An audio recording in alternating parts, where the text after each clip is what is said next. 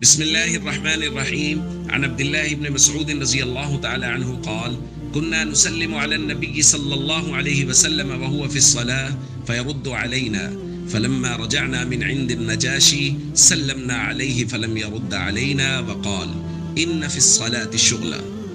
رواہ البخاری۔ ابن مسعود رضی اللہ تعالیٰ عنہ فرماتے ہیں، پہلے نبی کریم صلی اللہ علیہ وسلم نماز پڑھتے ہوتے اور ہم سلام کرتے تو آپ صلی اللہ علیہ وسلم نماز ہی کی حالت میں اس کا جواب دیتے تھے۔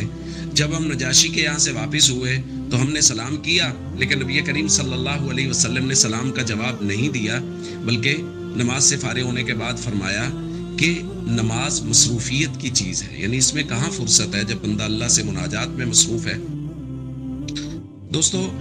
نماز میں بہت سی چیزیں ایسی تھی جن کی پہلے اجازت تھی اور بالتدریج اس کی اجازت کو ختم کیا گیا، جیسا کہ سنن ابی داؤد کی روایت میں یہی روایت تفصیل کے ساتھ موجود ہے کہ حضرت ابن مسعود فرماتے ہیں، کنا نسلم فی الصلاۃ، جب حضور نماز پڑھ رہے ہوتے تھے تو ہم نماز ہی کی حالت میں سلام کیا کرتے تھے، حضور جواب بھی دیا کرتے تھے۔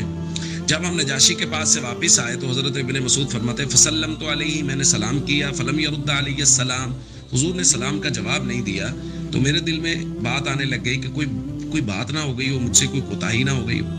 فلما قضا رسول اللہ صلی اللہ علیہ وسلم الصلاۃ، جب حضور نے نماز مکمل کی تو حضور نے فرمایا، ان اللہ یحدث من امرہ ما یشاء، اللہ اپنے احکام میں جو چاہتا ہے تبدیلی کرتا ہے، وان اللہ عز وجل قد احدث من امرہ الا تکلموا فی الصلاۃ، اور اللہ نے جو نیا حکم نازل فرمایا ہے وہ یہ ہے کہ نماز کے اندر کلام نہ کرو۔ فرد علیہ السلام، یہ بات فرمانے کے بعد حضور نے میرے سلام کا جواب دیا۔ تو دوستو، نماز کے اندر بالتدریج یہ احکام نازل ہوئے ہیں، پہلے بولنے کا حکم تھا، اس کو ختم کیا گیا، پھر اس کے بعد بہت ساری دیگر چیزوں کی اجازت تھی جن کو آہستہ آہستہ ختم کیا گیا، اور نماز کے اندر سکون اور اطمینان کا مطالبہ کیا گیا کہ نماز کو سکون اور اطمینان کے ساتھ پڑھا جائے۔ ہم سب کو بھی چاہیے نماز کو اطمینان کے ساتھ اور سکون کے ساتھ پڑھیں۔ السلام علیکم ورحمۃ اللہ۔